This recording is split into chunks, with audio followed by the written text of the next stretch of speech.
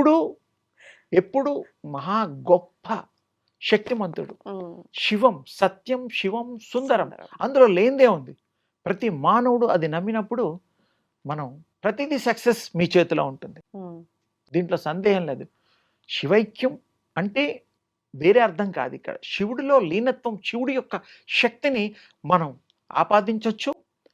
అభిషేకం చేసేటప్పుడు కూడా మనం ఆ యొక్క మరి నీరుని ఆ శివయ్య లింగం ఇలా పెట్టుకుంటే అందరూ చెంబులతోనూ వాటిలోనూ కడవలు పోస్తూ ఉంటారు. అలా కాకుండా ఇలా మనం చేయి పెట్టి ఈ మధ్యలోంచి ఈ యొక్క నీరుని తీసుకున్న నీరుని ఇలా పోస్తూ ఇలా వెళ్ళి ఆ శివుడి యొక్క ఆ రూపం మీద పడ్డప్పుడు కంటిన్యూగా పడేటట్టుగా గనక మనం ప్లాన్ చేసుకుని 1 minute or half minute or 2 minutes what ever ఇలా చేయడం వల్ల ఈ బాడీలో energy flow to the God.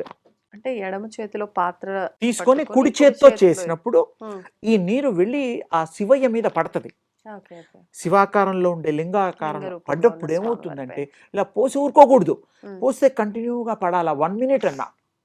పడ్డప్పుడు ఏమవుతుందంటే నీలో ఉండే energy, universal energy, ether energy, cosmic energy, ఇది ఆ శివుల్లో ఉండేటువంటి మహాశివుల్లో ఉండేటువంటి ఎనర్జీ అది ఇలా కంటిన్యూ అయినప్పుడు అందులోంచి మీకు రివర్స్ వస్తుంది.